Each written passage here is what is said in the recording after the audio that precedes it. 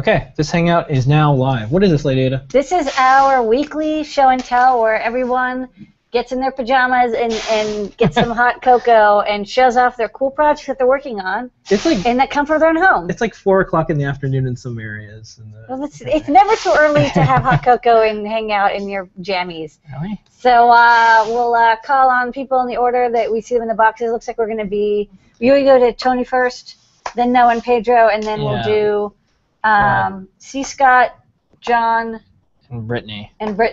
Yeah. Is that good? Yeah, that's good. Yeah, and if anyone else shows up, we'll get to them too. Okay. We'll try to. All right, Tony. Unmute your mic and show us your demo. Hey, yeah, so I've been playing with a new board, the FT232H Breakout, which is a chip from FTDI that's kind of like their USB to serial converter chips, but it's even better. It's kind of a USB to serial plus, you might think of it. So it does serial, but it also does all kinds of other protocols. So it has this thing called the Multi-Protocol Synchronous Serial Engine, or MPSSE, and that basically lets you do like I2C, SPI, JTAG. It can even talk to an 8051 CPU, so all kinds of crazy stuff. And it's nice in that your computer can just talk to it over USB and use those protocols. So I'll show a quick little demo with the board right here. And I'm using a kind of a neat little trick with SPI. If you run at 6 megahertz and you oversample the NeoPixel signal, so you send a bunch of extra bytes, you can basically approximate the signal to control a NeoPixel strip. And so I'm just doing that here. Talk to an 8051 CPU, so all kinds of crazy stuff. About the board is that basically it's got a bunch of GPIO pins you can access, so you can do digital inputs and outputs. So I've got hooked up here just a button as a digital input, and then the NeoPixel, it's using the 6 megahertz SPI. So when I press the button, it'll switch different animations. So there's like a blue fading effect. And the neat thing is there's no microcontroller here that's controlling this. This is basically my PC. There's a Python script, so there's a library I wrote. It's Python that lets you generate all these SPI signals. And my PC is basically just sending to this chip the SPI signal every tenth of a second or so. And then it's also reading to see the input, so I press the button, and you can see here's like a chasing animation, and here's a kind of a rainbow one that's kind of neat, like a red flashing one. So it's a neat little chip. You know, you can still use it as a USB to serial UART, and it's a little bit nicer than a standard FTDI cable because it's 3.3 and 5 volt compliant, so you can use it with a Raspberry Pi or a BeagleBone Black or an Arduino. You don't have to worry about the voltages so much. But when you want to go crazy and do other things, or maybe not so crazy, like you just want the smallest thing possible to talk to an SPI device or an I2C device, then this little breakout here is pretty tiny and just has a USB connection that goes to your computer and talks to it. And so you can break out a whole bunch of different little pins here. And then you've got about 12 different GPIO pins you can use as digital inputs or outputs. So pretty flexible, kind of neat board that's just going to come out today. Yeah, nice work on that. This was your idea, and now it's in the store. It is an interesting chip because it's like it's not a microcontroller, but you can use their library with Python to send and receive data over multiple protocols. It's kind of like computers don't have parallel ports anymore, but it's the closest thing to like parallel port hacks where people would like bit bang to control motors and things. Yeah. And then real quick, there's the cat. Okay. Well, I didn't want to ask, though. Thank you. She's like sleeping too. There's been a lot of times where people have had computers and they said, I don't want to use a microcontroller. I actually have to use a computer for this thing. Yeah. So this is a way to do that. That's if you just want to write code in Python, and you don't want to have and then you have to get an Arduino, and then you have to do the communication. It gets so confusing. Yep, exactly. This is really nice. All right, thank you, Tony. Yeah, it's in the shop now, and we'll have it 10% off soon. So. All right. Next Sweet. up. Nice work. Noam and Pedro, what are you printing this week? Yeah, happy Wednesday, everybody. Hello. Printing in the background back there. It's a print, but we'll continue printing. It looks like your jawbone. So this week we have, actually next week, we have a very special project. It's another wearable, very cute. Ooh. Makes the sounds. That's the sound. That's cool. New addition to the fall lineup. Yeah, it's a Philby collab project. Very, very cool. And then next week. This week. Specifically. It's this video. What is this thing? Yeah. Using the Adafruit CC3000. It is a very small, tiny, adorable Wi-Fi hotspot finder. So we'll talk all about that tomorrow on tomorrow's show. Yay! Tomorrow, 3D Cool. Hangout at 3 p.m. Eastern Standard Time every Thursday. Join me, Pedro, Matt Griffin. Talk about news, CAD, and some other things. Extrusions. The best and longest running live 3D printing show on the internet. On the whole internet. On the entire internet. It's a big internet too. I know that's a lot of people, but nobody's got a 3D printing show like you do. No, there might be other ones, but this happens to be the most popular. Not like this. Well, there might be other ones that are out there in the world, but this is the longest running one, most popular one for sure. Yeah, maybe in like Earth 2, like in the multiverse, there's another show as good as this. Yeah.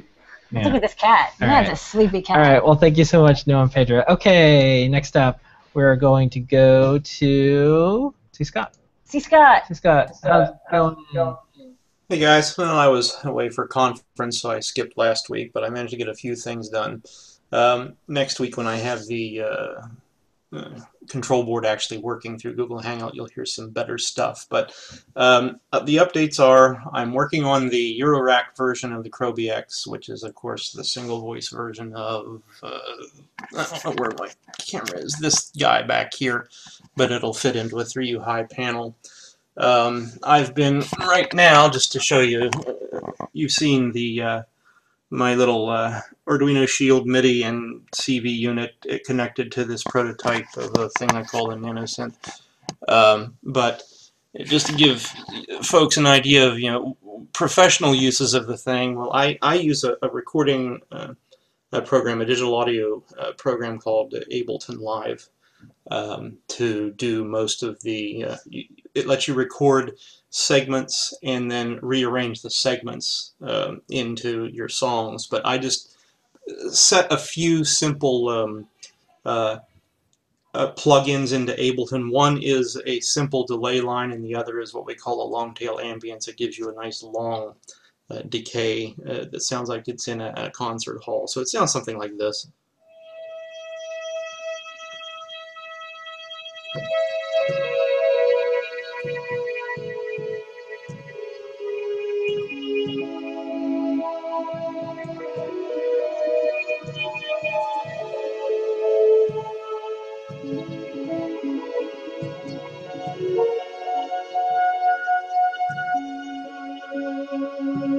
Something like that. So, yeah, you take your little.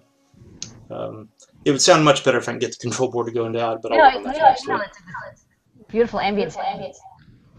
But yeah, you can sit here and play like 1970s Tangerine Dream for hours doing this. So anyway, CrobyX 8 voice, the big thing. I'm slowly building the backplane. It's got $80 worth of connectors, just connectors on it. Yeah.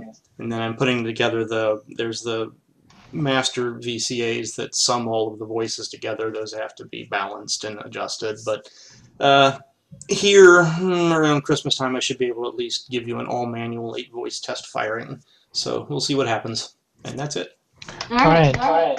Fantastic. Be ready to play some tunes right at 58 p.m. Yeah, okay. I have to go check on my grill real quick, but I will do it. Yeah, don't let anything go down. Okay. Next up, we're going to go to John. Hey, John. How's it going? Welcome back to Show and Tell. Yeah, it's been a while. Hello. How you doing? What you got? Oh, I think all right. This is a lens. Yeah. That I mounted with cardboard so it goes over my Mac. Oh, so you do hangouts and stuff like that? Whoa! You're big. Oh, so you can do kind of like macro hangouts and stuff like that. This is neat. Yeah, except my wonderful lighting thing here just went bad batteries. So I just kind of want to demo how a lot of people just shove this thing up in the field. And what this is, I'll back off now. Does that make a noise when I do that? No, not so much. It's just strips of cardboard that I chopped up with a paper cutter, and I use them for keeping resistors handy for the breadboard. I got my boxes full of resistors, and let's see, did I do this? This is a bigger one. No, this is good because you keep the leads bent, so you don't have to unbend them every time. You just pull them out, and then you just put them in the cardboard. Right. A long time ago, I put together a Heathkit color television, and they recommended the cardboard box. You just stick the resistors in the corrugations, and so then I got. We'll go back to here. See if I can get the lighting right, and did some painting on it. Oh yeah. Really snazzed it up in this one. It's also probably good for like sewing needles or something, or anything with teeth, chips even, like 8-dip chips. You could probably plug them in. Yeah, it's. I guess the focus is closer here. Yeah, it looks pretty good. You have some really old chips. These are like the old style cylindrical painted ones. Not to me. At all. This is made like that in a real long time. Yeah. Well, these. Heathkit. Some of these. Well, you wanted old stuff. You asked for it. No, this is fantastic. Yeah, I love it. We've expanded Show and Tell to be anything that is technology-based from the past, and ideally stuff that maybe you owned or inspired you to make cool stuff. So excellent. Okay, and then there's me. Hey. You're tech. All right. Well, don't forget to send an email to support@adafruit.com, and your lens thing gets an as seen on the Show and Tell sticker, or you can have the sticker. If you can I have one for each resistor? If you take a photo of the cardboard boxes, send it. I want to post on the blog because it's a really good tip, and I don't have any cardboard around to make it. So you can send a photo. I think there's some already up on MHAE.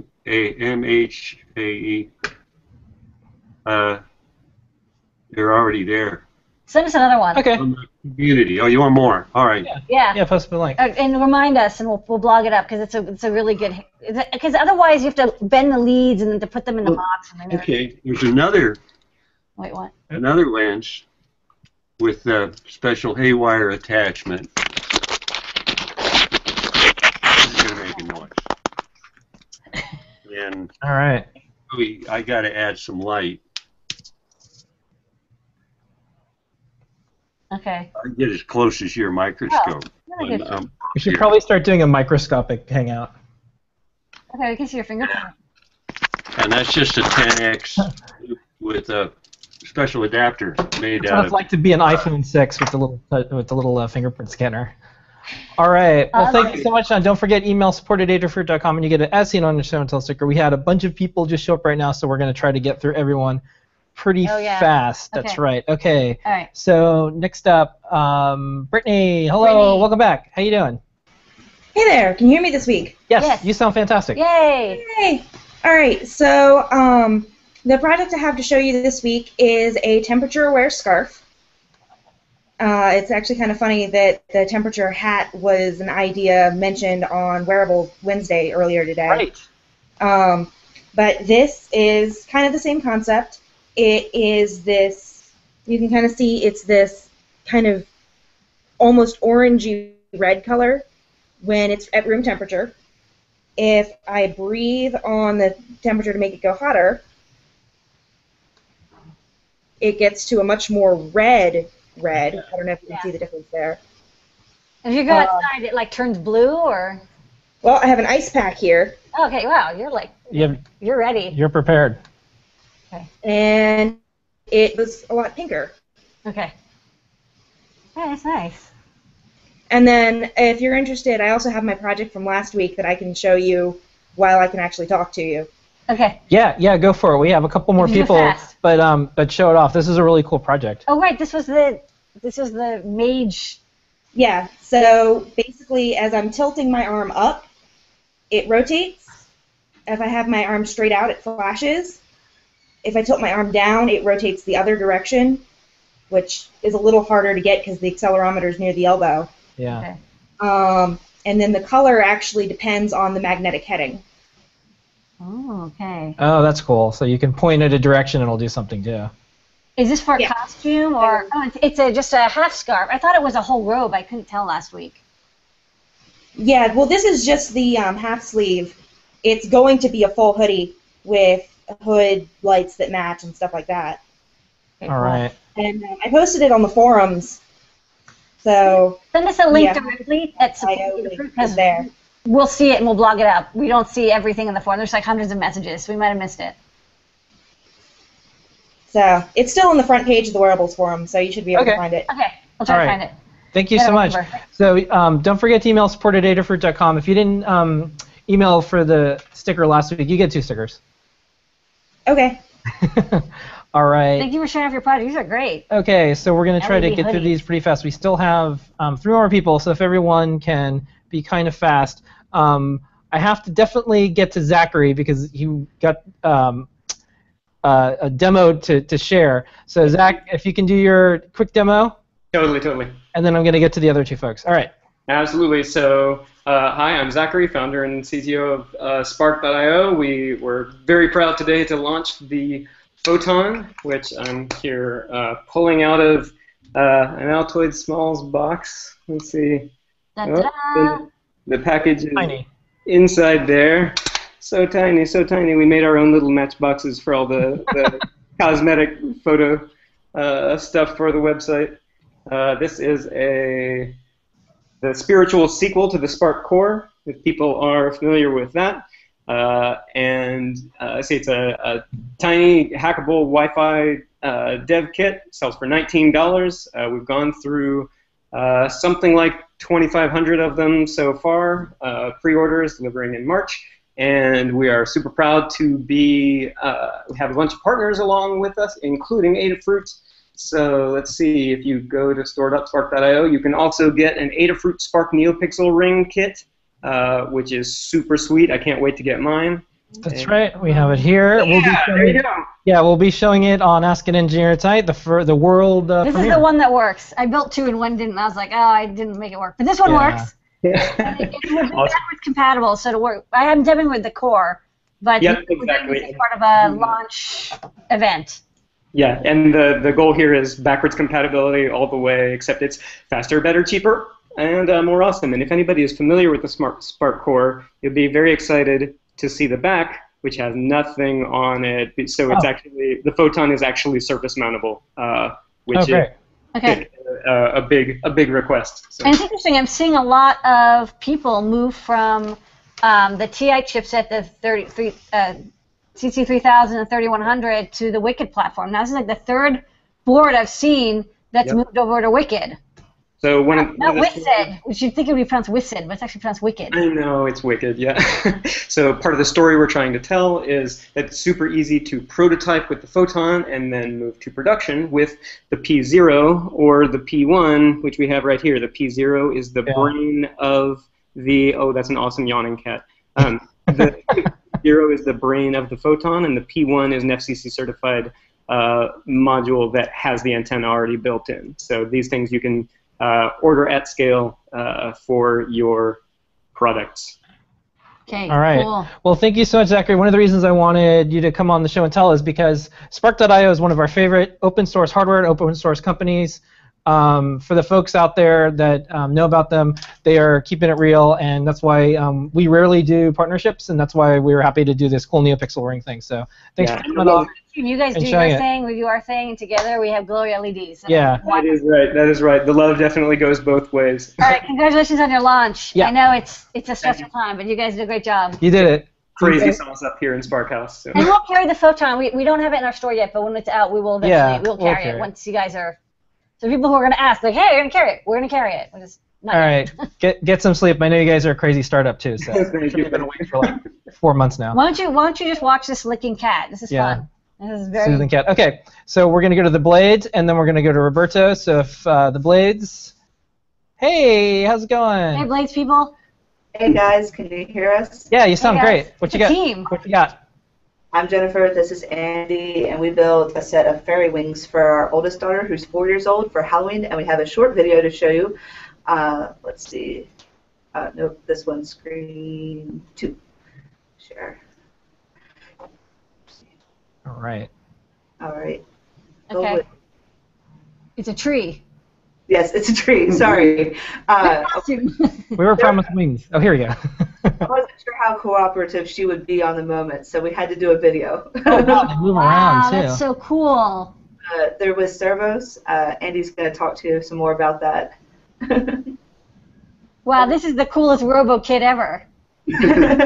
So we used one of the PowerBoost C500s, and that's really probably the star of it. It's got 4 analog feedback servos that give the position of it, and basically the PowerBoost doesn't quite make enough power for everything, but we made a little capacitor bank that would sort of make up the difference for it. Yeah.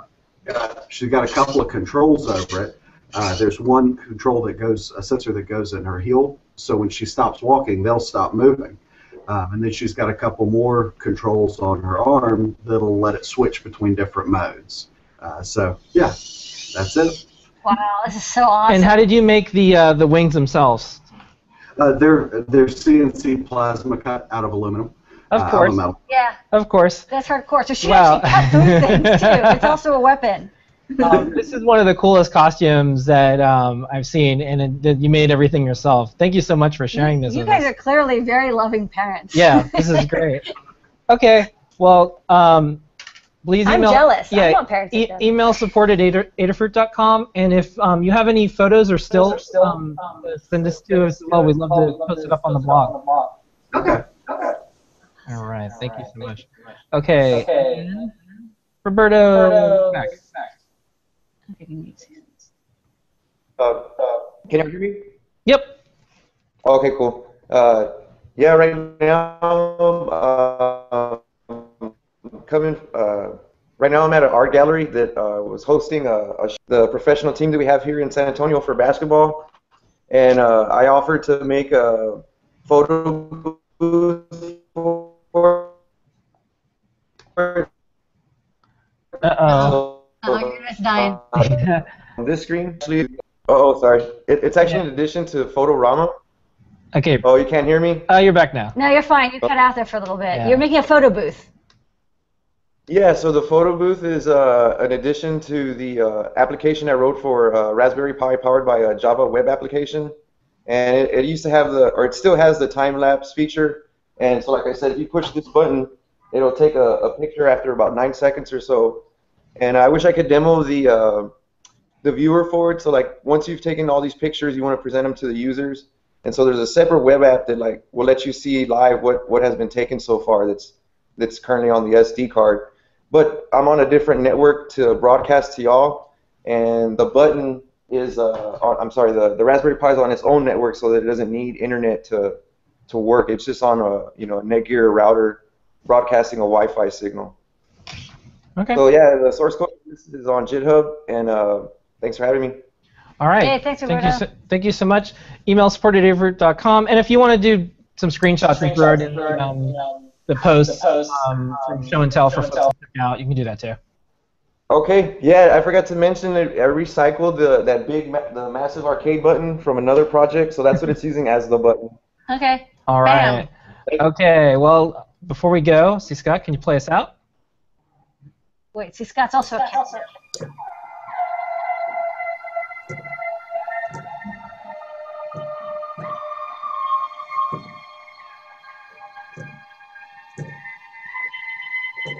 Yeah. I think the hangouts are getting weirder and weirder. I like it. I'm just going to keep doing this. This is getting weird. All right. Okay, so thank you, Zach. Thank you, Tony and Carmen. Thank you, The Blaze. Thank you, Roberta. Thank you, Noah and Pedro. Thank you, John. Thank you, C. Scott. And thank you, Brittany. That was a fantastic show. We're here every single week, 2:30 Eastern Standard Time. Coffee Engineer starts now. See you in a minute. Later, folks. I want 8 cats next week.